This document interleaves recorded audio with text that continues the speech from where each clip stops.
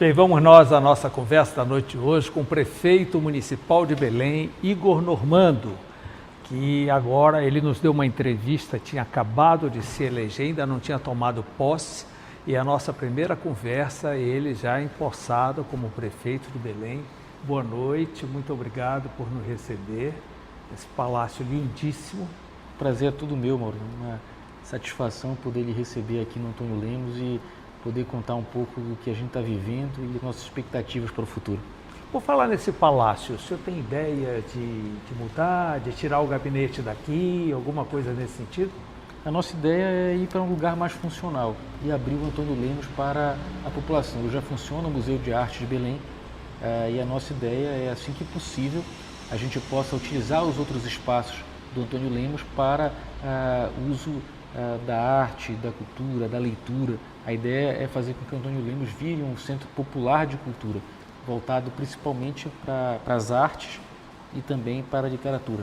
E o senhor já elegeu o ponto ideal para colocar o gabinete do prefeito? Nós estamos ainda dialogando com o governo federal, se a gente assume outro espaço federal, onde se possa Tem muita utilizar. área aí ociosa, né? Muito prédio ocioso. A nossa ideia é não ter custo com essa mudança. A ideia é que a gente possa juntar as secretarias em outros prédios para garantir com que a gente tenha menos despesa, mais funcionalidade e poder também construir algo que possa utilizar espaços que hoje são subutilizados. A nossa ideia é não ter mais gastos, mas aproveitar espaços que hoje são subutilizados. Você tem noção de quantos imóveis a Prefeitura de Belém aluga e quanto isso demanda em termos de recursos? Nós temos hoje cerca de mais de 3 milhões de reais gastos todo mês com aluguel de imóveis. E por isso a nossa ideia é fazer adequações no sistema BTS, que é aquele sistema onde você faz as especificações de engenharia, o projeto arquitetônico que você quer, a iniciativa privada constrói e você aluga da iniciativa privada, com o mesmo valor, inclusive, que você aluga hoje prédios que não têm a adequação necessária e que acabam sendo vários, com problemas de logística. E, inclusive com manutenção. A ideia é fazer BTS nesse sentido, que é uma prática que já tem acontecido em outros governos do Brasil. A Assembleia Legislativa vai fazer isso agora. Exatamente. A ideia é fazer exatamente desse jeito, ou vender prédios hoje que estão ociosos ou subutilizados para transformar isso em investimento, fazer de mobilização de ativo. A nossa ideia é usar isso para investimento. Prefeito, o senhor promoveu uma reforma administrativa, já conseguiu oferir lucros? Nós tivemos uma economia bem significativa, o que nos garantiu pagar determinadas dívidas deixadas. Hoje a gente tem uma saúde financeira que, embora não seja sonhada, mas hoje é uma condição fiscal bem melhor do que aquela que nós assumimos. Para se ter uma ideia, quando nós assumimos, nós devíamos o lixo 3 meses. Hoje nós podemos dizer que nós não só pagamos um mês que foi deixado, como também todos os meses nós pagamos em dia o lixo da cidade. E o lixo está em dia, prefeito? Precisa melhorar muito para ficar razoável. Nós temos a convicção disso. A empresa precisa se esforçar muito para dar a condição necessária e para poder representar aquilo que ela cobra da gente. Como foi um contrato herdado pela gestão anterior, eu preciso manter e dialogar juridicamente sobre a questão do que é cobrado, que nós vamos fazer. Nós já estamos num diálogo, a gente acha que se você for fazer proporcionalmente a conta, nós pagamos 32 milhões de reais. E, inclusive, a empresa briga pelo reajuste. Se nós compararmos proporcionalmente com São Paulo, nós deveríamos estar pagando 22. Então, hoje nós pagamos, talvez, proporcionalmente o que é de mais caro no Brasil. E tem alguns equívocos que nós identificamos também no contrato, estamos dialogando juridicamente, mas eu não estou contente com a coleta de lixo. A gente sabe que existe uma cultura que ainda precisa ser combatida com essa questão do lixo, que é realmente da civilidade, as pessoas precisam respeitar a cidade. A gente sabe que isso, infelizmente, ainda é uma realidade, mas a gente acredita também de que a empresa precisava prestar um serviço melhor. Mas existe a possibilidade de rescisão de contrato, uma nova licitação, coisa dessa natureza? Bom, nós estamos analisando todas as questões. A gente acredita que precisa se pensar uma nova fórmula, ou revisão de contrato, revisão de valores, revisão de prestação de serviço, porque tem que ser justo, tem que receber aquilo que presta de serviço. Hoje, a empresa recebe, mas não presta o serviço que deveria prestar. Prefeito, teve algum barulho aí em torno de salário dos médicos da UPA? O senhor já conseguiu equacionar?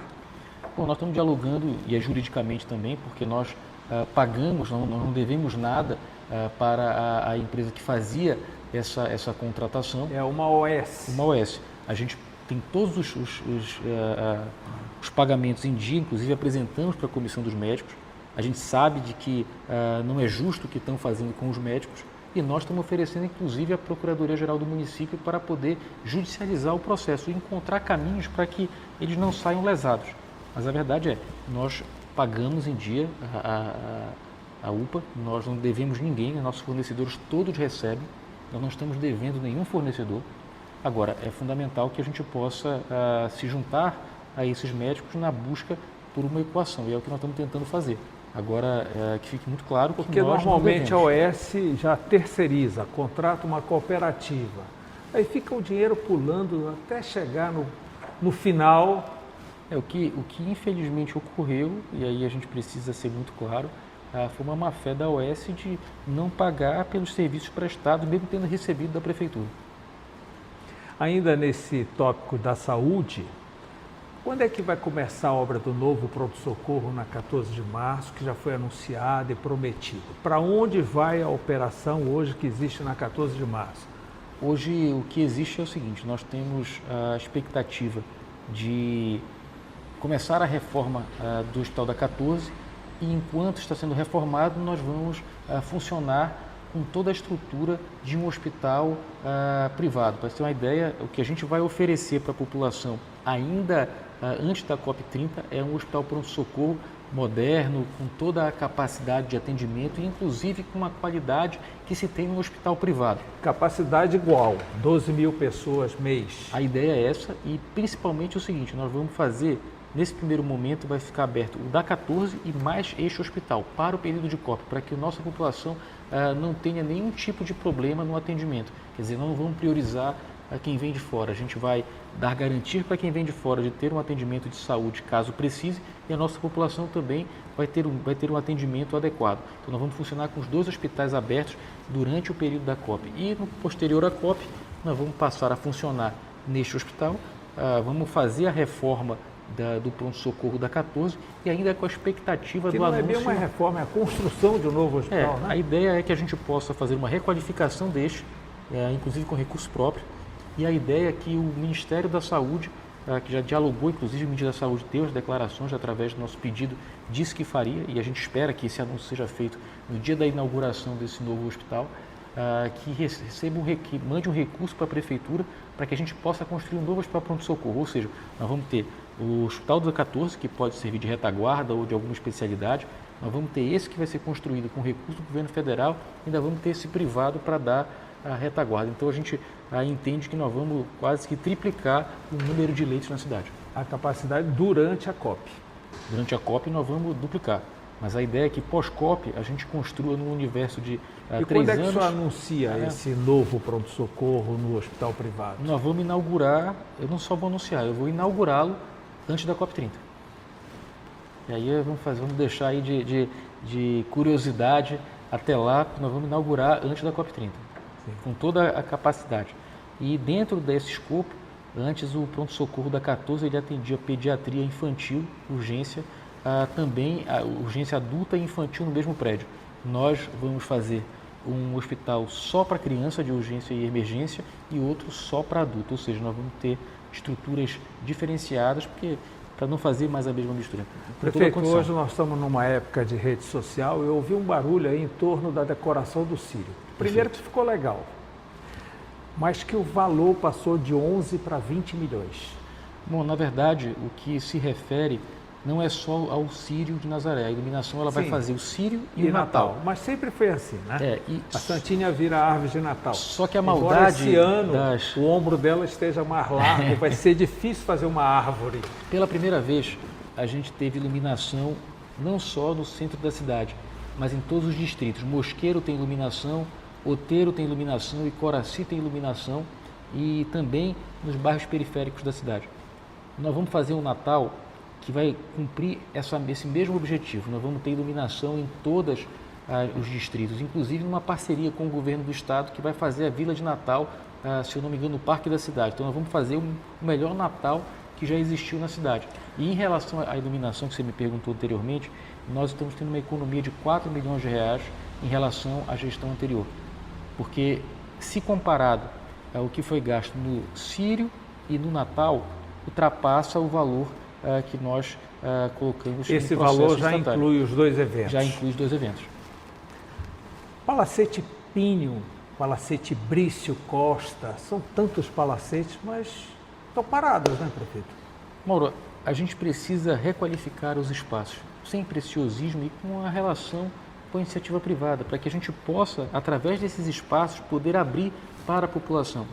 A gente tem recursos hoje da prefeitura que são mas há conversas tímidos. Em andamento com a iniciativa privada? Existem algumas conversas e até aproveito esse momento para aqueles que não estão nos assistindo, que a gente entende que a iniciativa privada ela tem que ser parceira da gestão pública. Se é para o benefício da maioria da população, nós estamos de portas abertas. Então, utilizar os espaços públicos que hoje estão ociosos com projetos que beneficiam a sociedade como um todo, uma espécie de, vamos fazer aqui uma permuta. Eu vou dar um exemplo.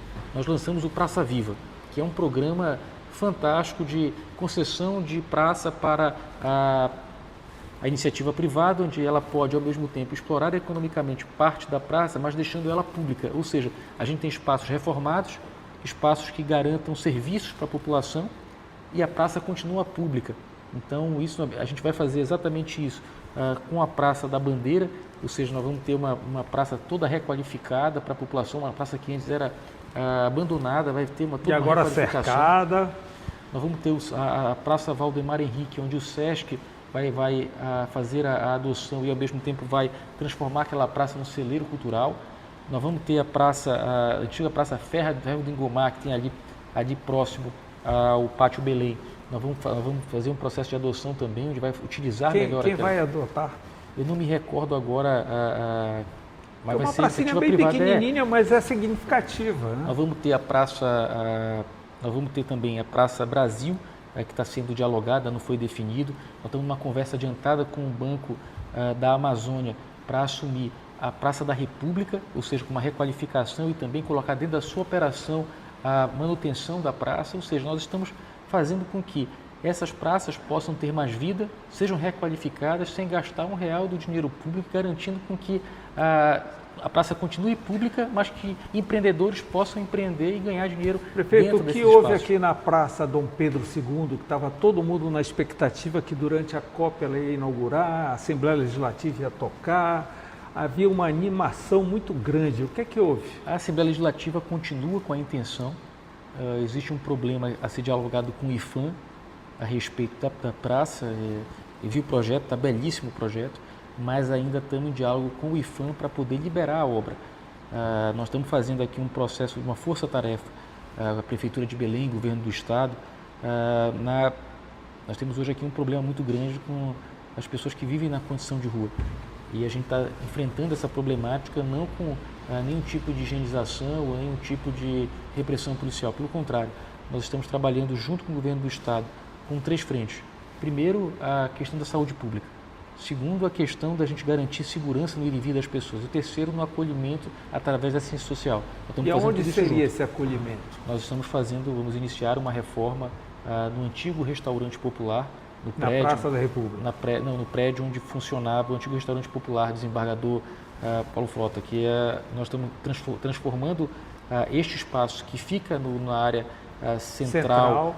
Perto do Buraco da Palmeira, onde nós vamos fazer ali um grande albergue e também um centro de acolhimento, e vamos passar o restaurante popular para outro espaço que nós estamos dialogando, inclusive com organizações sociais para que possam assumir essa tarefa, ou seja, nós vamos ter ali, e tende a ser num espaço central também da cidade, para que a gente possa garantir com que aqueles que não têm um lugar para dormir, para ter a higiene básica ou até mesmo o acolhimento para reinserção na sociedade, eles possam ter neste espaço um espaço adequado. Agora, prefeito, vai chegar aí a COP, nós temos aqui no centro a Belíndia, né? Quem for ver o peso vai conhecer a Bélgica. Mas se escapulir para João Alfredo, você já imaginou a imagem que isso vai passar? Nós estamos, Mauro, numa grande cruzada para reorganizar a cidade. Para isso nós vamos fazer uma intervenção onde a gente precisa muito, inclusive, da iniciativa privada para nos ajudar. Hoje se tem cerca de 1.500 vendedores informais no centro comercial da cidade. O que era 250 antes da pandemia, hoje se tornaram em mais de 1.500. Não é uma tarefa fácil. João Alfredo e transversais. E as transversais. Nós estamos estudando várias possibilidades, inclusive com a ideia de zonear a cidade, ou seja, nós vamos ter os vendedores informais nas ruas, mas padronizados, organizados, cumprindo um código de postura e sabendo onde cada um deve ficar. Evidentemente, 1.500 são muitos vendedores, a gente não tem condições de manter todos nessa reorganização. Mas mesmo todos. antes da Mas COP, a ideia é que a gente não possa tem nada emergencial, por exemplo, retirar aquelas lonas, esse tipo de coisa? Essa é a ideia que nós estamos dialogando. Nós estamos fazendo a padronização de algumas barracas, vamos fazer um teste. Eu não acredito que na COP a gente consiga fazer todas as modificações que a gente precise, mesmo que sejam emergenciais. Nós estamos falando de 1.500 trabalhadores. A gente sabe que mesmo que eles estejam irregulares, mesmo que não estejam padronizados, estão ganhando dinheiro de forma honesta. Então a gente precisa pensar em algo que dê a condição de organizar e dê uma alternativa. Agora, se não quiserem também, dentro dessa alternativa, mudar de local e de condição de trabalho para algo melhor, a gente não pode também viver na desordem. Então esse é um tema que nós vamos enfrentar. Então, assim, nós vamos encontrar outros caminhos? Vamos. Nós vamos dialogar com eles? Nós vamos dialogar com eles. Agora, a certeza que nós temos é ou se organiza ou se muda de local. Prefeito, uma Cracolândia se instalou na Praça do Relógio. Ela fica no meio onde os turistas passeiam. Eles saem do Ver-o-Peso e vão até a Catedral, até a Avenida Lusitânia. Estão sendo assaltados. O senhor vê alguma coisa aí antes da COP? Nós já entramos agora com o apoio da Polícia Militar, da Secretaria de Segurança. Nós temos uma central instalada na Praça do Relógio. Já nós diminuímos de forma considerável esse trânsito. Hoje o que infelizmente acontece, Mauro, é que nós temos uma grande quantidade de dependentes químicos. A maioria das pessoas que vêm em condição de rua que ficam na Praça do Relógio são dependentes químicos. E nós já fizemos, inclusive... É uma questão de saúde, né? É uma questão de saúde, assistência e também uma questão de segurança pública.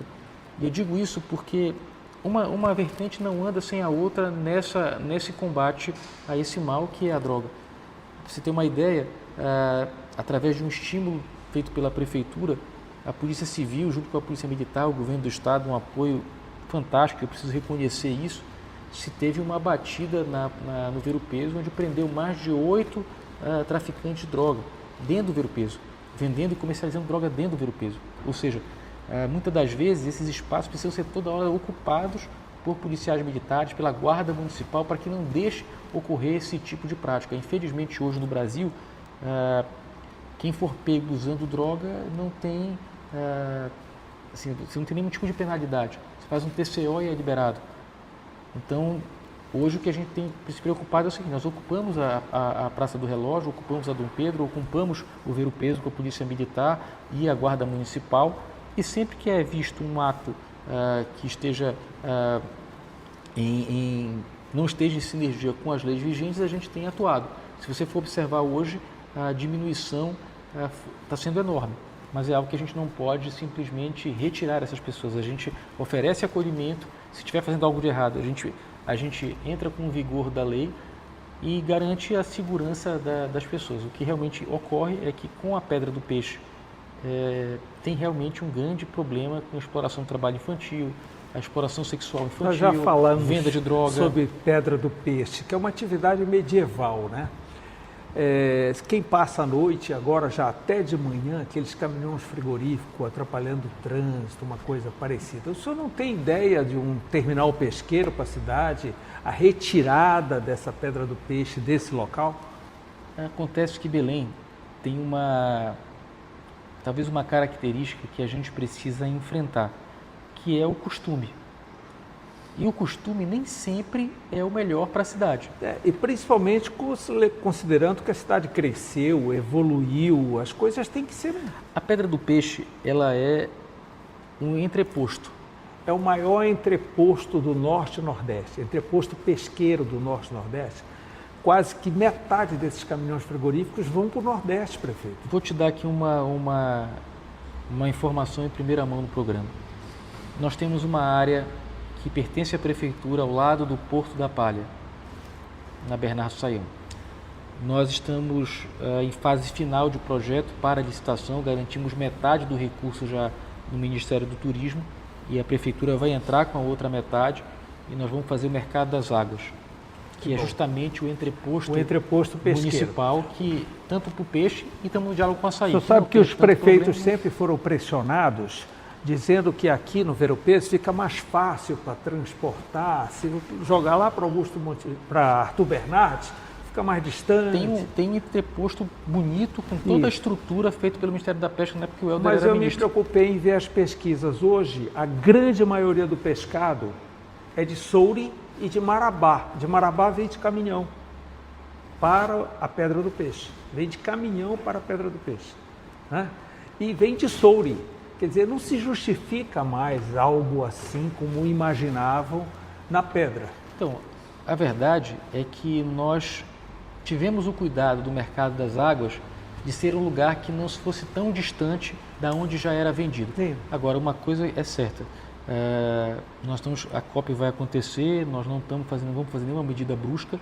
Eu vou fechar a Praça do Relógio para fazer uma revitalização, uma requalificação. A Feira da Farinha o senhor já tirou de lá, né? A Feira da Farinha ainda está no espaço onde o ex-prefeito fez o projeto que tampa os casarões. Tampa os casarões, mas ela vai sair de lá. Nós vamos inaugurar, porque temos que inaugurar, o projeto está organizado nesse sentido, mas a ideia é que nós possamos fazer, dentro do estacionamento do Ver-o-Peso hoje, que representa muito pouco para o que precisaria de demanda, nós vamos aumentar o Ver-o-Peso.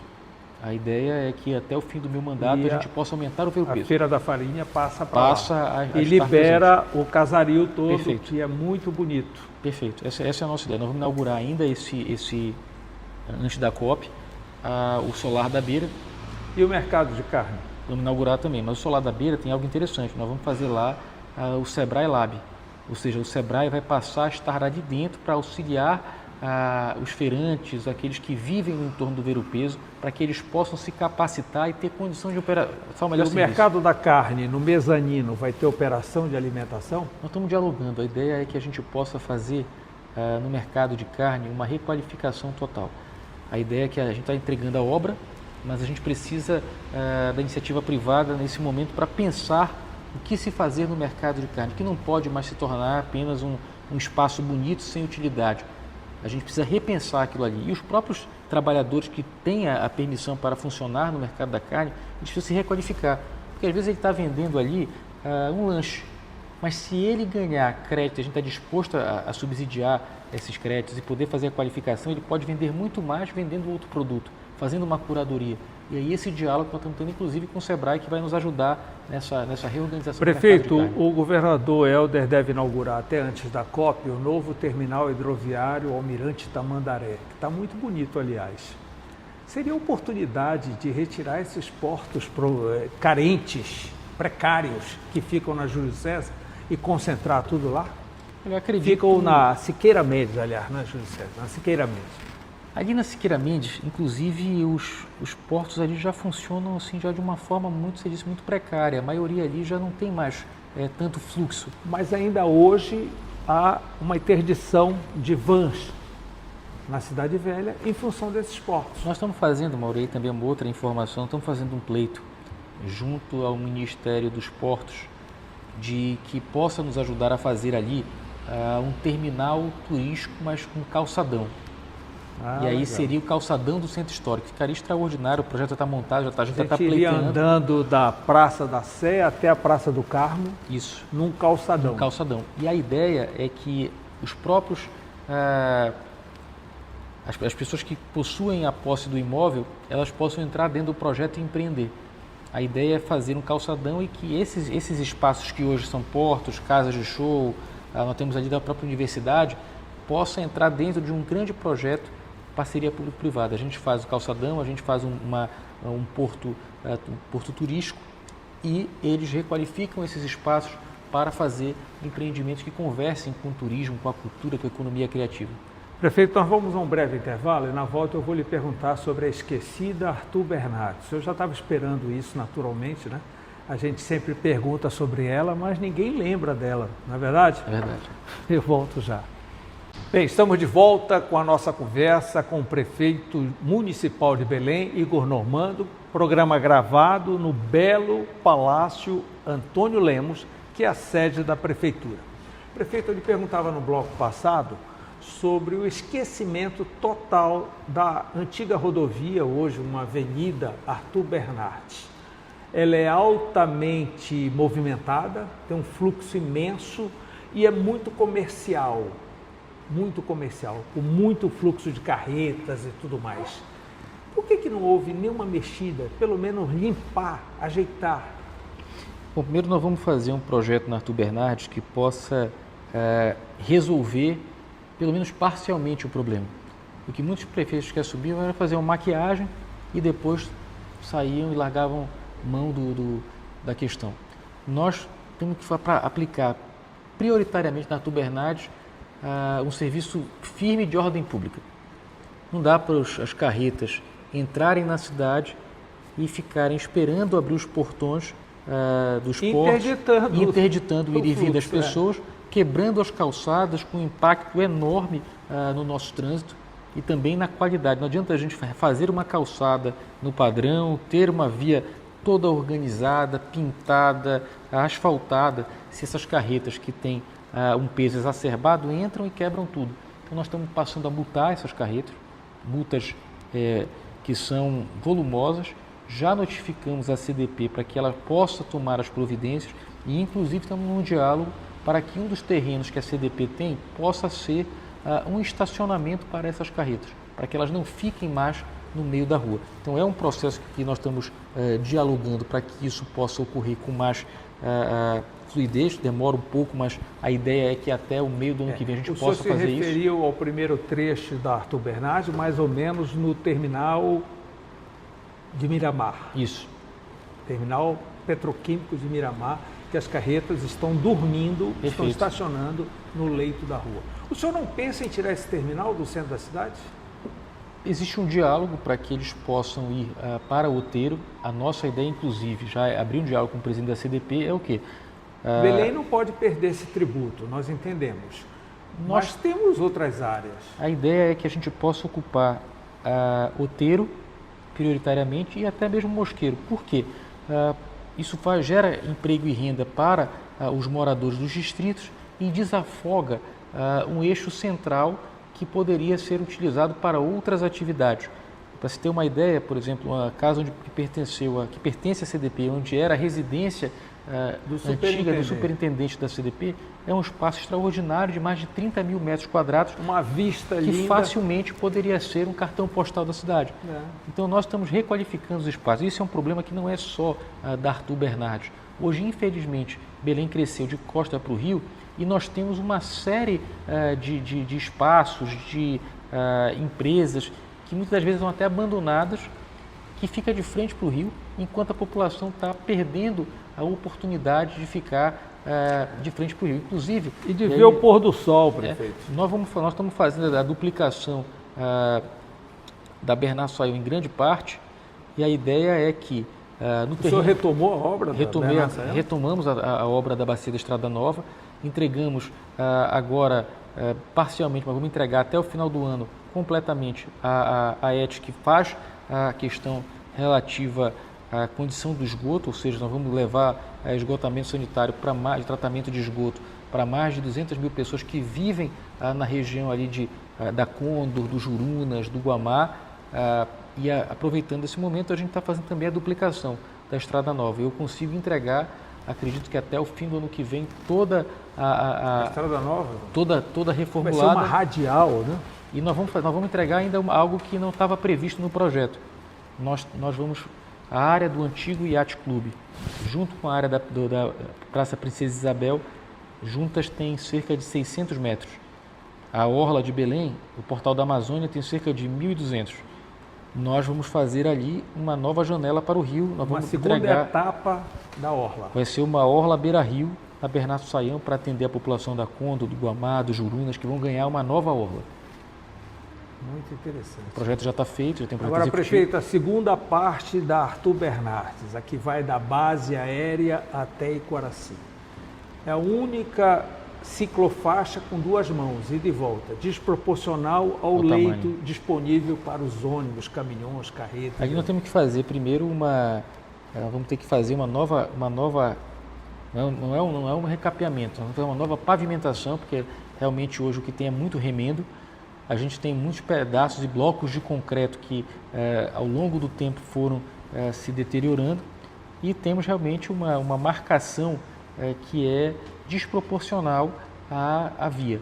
A verdade é que para Arthur Bernardes nós precisamos entender não só a sua característica, como também precisamos compreender no novo plano diretor urbano do município que ali precisa ser zoneado o que pode e o que não pode.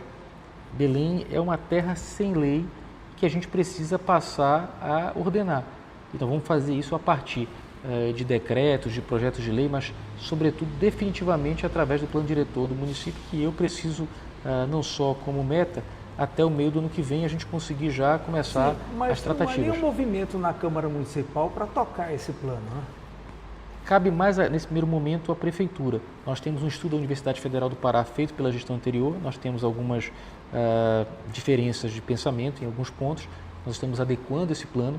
Eu pela primeira vez, acho que um prefeito está presidindo o conselho, e eu estou na expectativa e dentro do cronograma para até o final do ano concluir o projeto base que a Prefeitura vai oferecer para as discussões, para as audiências públicas, para no início do ano que vem nós passarmos a dialogar com a sociedade sobre esse programa, esse projeto, e aí a partir do diálogo com a sociedade, acompanhando todo o rito legal, a gente passar para Só a Câmara para acredita que votação. até o meio do ano que vem estaria A nossa resolvido. meta é essa. Inclusive, antes do plano diretor, a gente regulamenta a outorga onerosa, o direito de construir. A gente vai fazer com que isso seja um benefício para a sociedade. Ou seja, Perfeito. o empresário que quer construir um prédio, ele vai poder construir, mas ele vai ter que trazer, vai dar algum benefício para a população. Algum benefício em contrapartida. Essa é a ideia. Aí o senhor libera o lado esquerdo da DOCA, porque só tem prédio do lado direito. A ideia é que a gente possa, ele vai poder ganhar dinheiro em cima do plano diretor modificado? Sim. Mas ele também vai ter que devolver para a sociedade. Uma contrapartida, sim. É uma boa ideia. Mas, prefeito, eu entrevistei certo dia o ministro das cidades, Jader Filho, e ele me disse que destinou 20 milhões de reais via Caixa Econômica para uma reforma na Orla de Coraci. Na Orla do Cruzeiro. O tempo passou. Onde estão esses recursos? Foi um convênio junto ao governo do estado, está na Secretaria de Obras, inclusive nós fomos em Icoraci entregar a ponte Outeiro e Coraci, e eu cobrei o governador, não esqueça da Orla do Cruzeiro. E ele ligou imediatamente para o secretário de Obras para que ele pudesse acelerar essa obra de revitalização. Então a coisa está andando. Está andando, eu vou ficar no pé, porque o ministro também tem cobrado, então ele ganhou um reforço nessa cobrança. O governador agora também está nessa labuta, a gente deve licitar ainda esse ano. Com a segunda ponte para o Outeiro, a corrida imobiliária na ilha vai ser imensa. Já era grande com uma ponte só, né? O senhor imagina agora com 2 pontes, o acesso mais fácil. A Prefeitura está preocupada em algum planejamento nessa área? Nós, tanto pelo Viver Outeiro, que foi uma entrega do Minha Casa Minha Vida, importante do Ministério da Cidade, o presidente Lula teve em Outeiro, a gente se preocupa muito com a assistência a esses novos moradores. Todo o desenvolvimento ele traz também gargalos sociais. Então a gente se preocupa muito com isso. A gente já vai fazer uma creche dentro de Outeiro para poder atender essa demanda. Estamos reformando uma requalificação completa da Escola Bosque, que nós vamos fazer agora, já começamos a obra. Mas vai mudar o perfil da Escola Bosque? Não, vai continuar o mesmo perfil, mas nós estamos requalificando a escola, garantindo com mais estrutura e mais conforto para os estudantes. Além disso, nós estamos com uma reforma completa na unidade básica de saúde, ou seja, nós vamos fazer uma unidade básica que vai funcionar com horário estendido até as 10 horas da noite. Nós já iniciamos as obras, nós devemos estar entregando ainda esse ano a obra finalizada. Em Cotijuba, nós estamos fazendo também uma reforma grande na unidade básica de saúde. Então nós vamos entregar também ainda esse ano. Estive lá fazendo ordem de serviço. E a ideia é que a gente possa avançar. O Outeiro vai ganhar na praça ali na área do Pistão, que chama da Água Boa, Nós estamos fazendo um projeto junto ao governo do estado, a prefeitura entrou com uma contrapartida também. Nós vamos fazer o Parque da Água Boa. O Outeiro não tinha um lugar de encontro, de divertimento, de lazer para a família. O estado entrou com uma área de esporte e lazer e a prefeitura vai entrar com a outra parte, que é justamente a área de convivência familiar e a área infantil e dos vendedores que vão passar a ocupar aquele espaço. Eu vejo uma preocupação muito grande sua, inclusive em parcerias com a iniciativa privada. Agora, recentemente, o supermercado econômico fez um grande investimento na terra firme. Mas a Celso Malcher, que é a principal via do bairro, ainda tem camelô no meio da rua. Esse é um problema que não é só lá, é a cidade toda. Pois é. Se você for observar, a cidade toda está tomada de vendedores ambulantes. E a gente precisa organizar isso. Por isso nós estamos enviando o zoneamento da cidade. E a ideia é que a gente possa adotar muitas das vezes, Mauro, vou dar um exemplo muito certo disso, inclusive em Icoraci. A 8 de maio, ela é uma feira característica de rua. Ela é desorganizada, ela é sem a padronização nenhuma, anti-higiene, tem toda essa questão, mas ela é uma feira de rua. Nós vamos fazer com que as feiras de rua possam ser feiras institucionalizadas, ou seja, elas têm que cumprir. Nós vamos requalificar a feira, nós vamos fazer padronização, nós vamos fazer qualificação, vamos articular o microcrédito, vamos garantir com que você tenha um código de boas práticas, mas a gente precisa que aqueles que vão ter todos esses benefícios cumpram pelo menos o mínimo. A prefeitura não quer cobrar de ninguém taxa para funcionar. A gente está abrindo mão disso. A gente paga energia, a gente paga a limpeza. Agora, o mínimo, os vendedores, principalmente os feirantes, precisam fazer. Nós vamos regulamentar, regularizar, zonear, organizar. Vai ser um grande trabalho e um grande investimento. Mas a partir disso, todos vão ter que se adequar de acordo com a lei e boas práticas. Prefeito, por falar em feira, a feira da Praça da República, que já é famosa, vai ficar funcionando os 10 dias da COP? Olha, eu te confesso que esse diálogo nós ainda não tivemos com os vendedores. Mas é uma feira fantástica que todos que frequentam ali... É um ponto turístico. É um ponto turístico, é uma feira que, inclusive, algumas outras feiras deveriam se espelhar nesta feira, que ela é organizada. É verdade. Ela é bem setorizada, segmentada. A ideia é que, se for pela vontade do prefeito, continue. E olhe, a gestão do Parque da Cidade vai ser da Prefeitura ou vai continuar com o Governo do Estado? O Governo do Estado, eu acredito que faça a gestão do Parque da Cidade. A gente é responsável... daqui para frente, não repasse para a Prefeitura esse custo que é grande, né? Até porque se fosse passar para a Prefeitura, nós teríamos duas alternativas, né? Ou fazer uma concessão, né? Ou então alguns órgãos da Prefeitura iam ter que funcionar lá dentro para poder dar condições para custeá-lo. Então, sabendo do nosso déficit orçamentário, o governador com certeza vai achar uma outra saída. O que é que vai ser o Bosque Rodrigues Alves na COP? Eu não posso te dizer na COP, mas eu posso te dizer que no pós-COP nós temos uma surpresa para o Bosque Rodrigues Alves que vai, sem dúvida alguma... O senhor vai conceder para a iniciativa privada? Não, eu vou, junto com o Ministério da Educação, inclusive, nós vamos fazer um parque interativo de educação ambiental. Vai ser algo extraordinário, que vai ser um ponto turístico da cidade e, ao mesmo tempo, vai fazer inveja ao Museu do Catavento de São Paulo. BRT metropolitano, finalmente chegando. O governador que isso vai mudar? Principalmente para quem mora em Mosqueiro e na região metropolitana, vai ser, sem dúvida alguma, uma grande obra de mobilidade. Belém vai também ter grandes impactos, mas eu te diria que Belém vai conseguir resolver o seu problema de BRT quando nós entregarmos o BRT de Belém, da Augusto Montenegro, funcionando, que é algo que eu pretendo entregar. E o que é que falta? Porque já faz algum tempo, já houve várias inaugurações, né, prefeito? Eu, quando fui vereador de Belém, em 2013...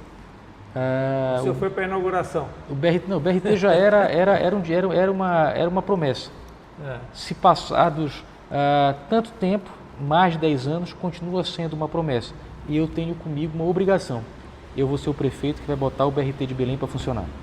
É a minha obrigação. Ele vai ser interligado ao BRT metropolitano. E esse é um diálogo que estamos fazendo junto ao governo do Estado. A ideia é que sim.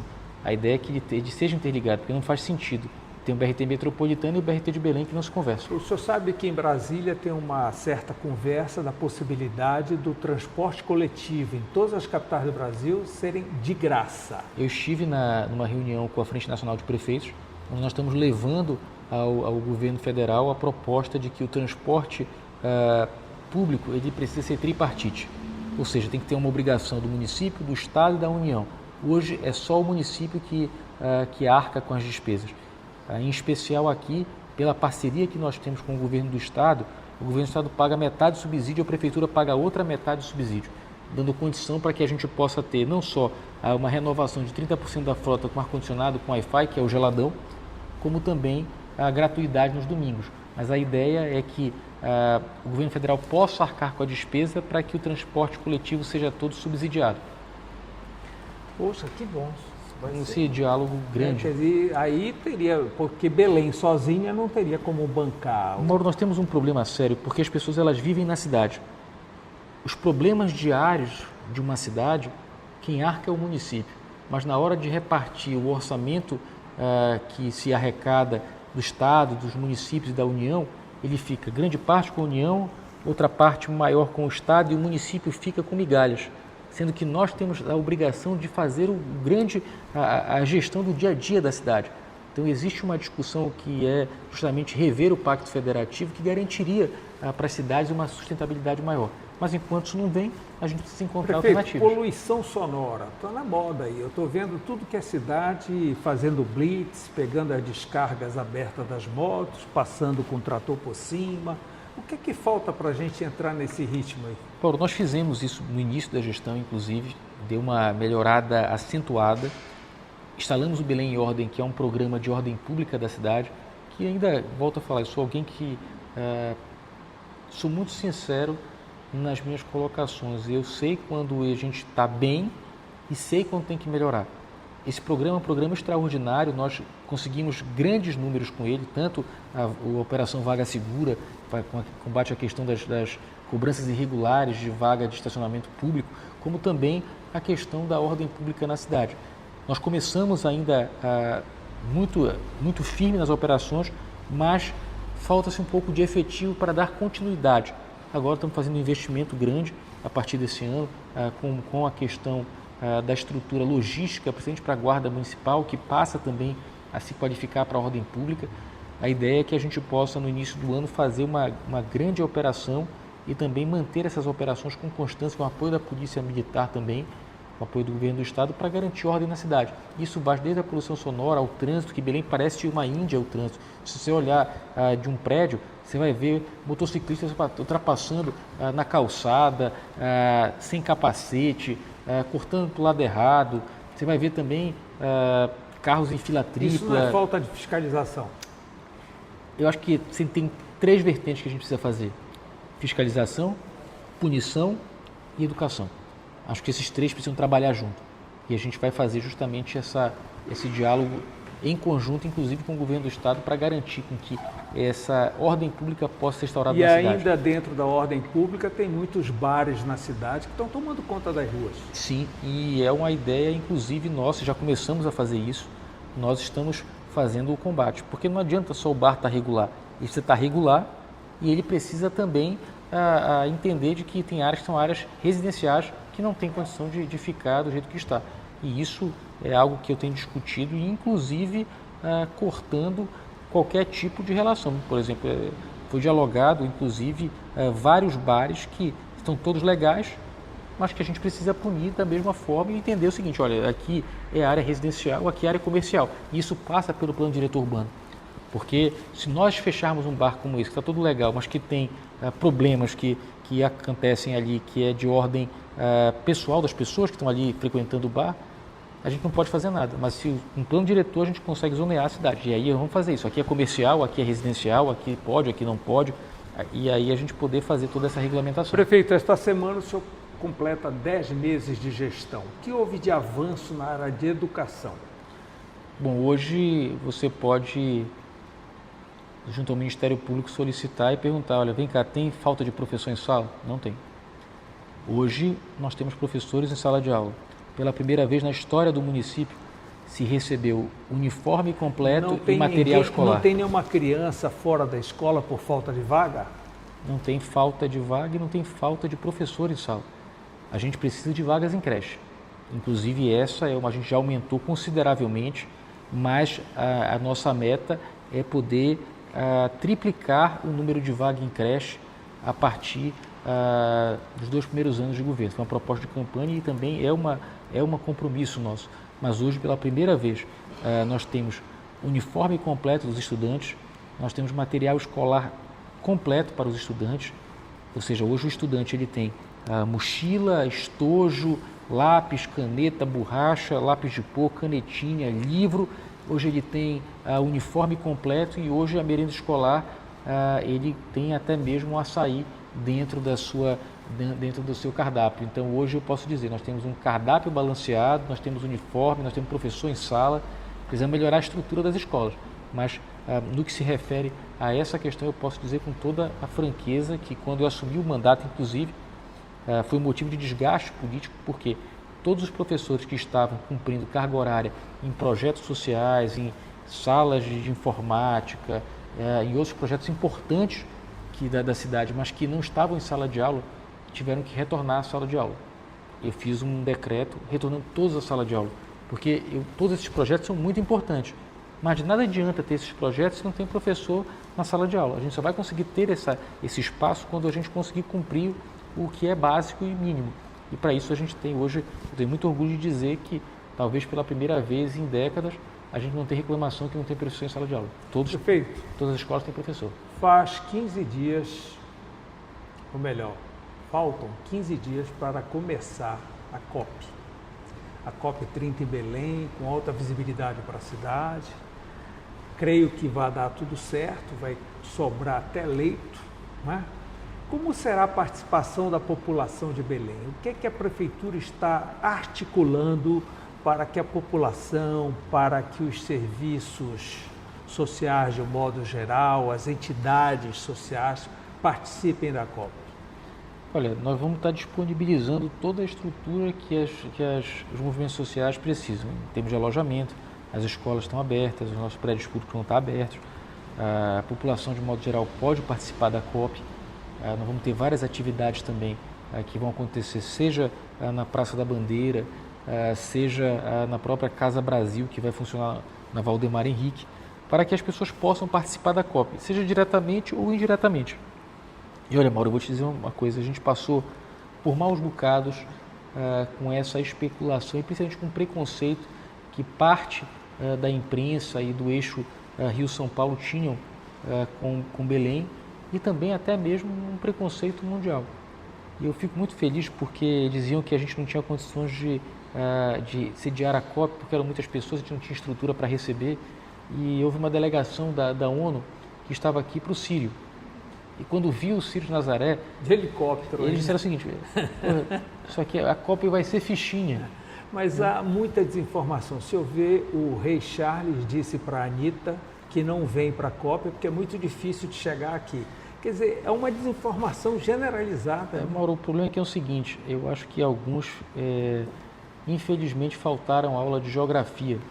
Acho que falta conhecimento, falta bom senso e falta, sobretudo, conhecimento. Talvez aqueles que se julgam mais inteligentes do que os outros precisam, infelizmente, abrir o mapa e ver realmente, primeiro, que nós não estamos distantes. E segundo, que se fôssemos mais distantes ainda, aí sim que deveriam vir para cá, porque os países desenvolvidos, as cidades desenvolvidas não precisam mostrar a sua realidade, nós precisamos. Se existe um legado que a COP vai deixar para a cidade de Belém, sem dúvida alguma é a sua visibilidade. As pessoas vão ter que compreender de que não adianta só preservar a floresta, senão olhar pelo povo da floresta. Nós temos desafios de cidades amazônicas e aqueles que vêm para cá precisam compreender que se vêm para cá tem que pensar nas cidades, na floresta, nos rios, em como preservar. A gente não quer que venham para cá só para tirar foto e dizer que é ecologicamente aceito ou que está dentro dos parâmetros que se devia de sustentabilidade. A gente quer que tenha mudança real. As multinacionais, as empresas, o setor privado, os ambientalistas têm que vir para cá, mas com soluções. para a preservação da floresta, para a preservação dos nossos rios, para o fortalecimento da economia verde, mas também dialogar como isso vai afetar e como pode ser feito para que a população que vive nessa região possa ter acesso à geração de emprego e renda, que possa ter acesso a desenvolvimento. Não existe contradição entre desenvolvimento e justiça social, dá para ter os dois ao mesmo tempo. Agora é preciso sim que a população seja assistida, seja olhada e que Belém passe a ter um novo olhar. Belém, eu costumo dizer que vai ser o case para a Amazônia. Belém vai ser a vitrine para a Amazônia. As transformações que nós estamos fazendo e vamos fazer ainda mais em Belém vai servir de reflexo para todas as cidades amazônicas, de que é possível sim fazer transformação e desenvolver uma cidade preservando. Prefeito Igor, muito obrigado por nos receber nesse palácio lindo, muito obrigado pela disponibilidade do seu tempo concorrido em véspera de COP, não é? Mas é importante a gente conversar com o telespectador. De vez em quando eu vou sempre pedir o seu apoio. Mauro, eu agradeço a todos que estão nos assistindo e podem ter certeza que nós estamos construindo uma Belém para daqui a 20, 30 anos, que a gente vai deixar legado e se orgulhar cada vez mais. É um privilégio ser prefeito de Belém e eu brinco o seguinte, todos os prefeitos do Brasil e do mundo estão com inveja de mim, porque eu sou prefeito da COP, prefeito da capital da Amazônia e agora prefeito da capital do Brasil. Você que nos acompanhou, muito obrigado por essa companhia. Estaremos de volta na próxima segunda-feira. Tchau.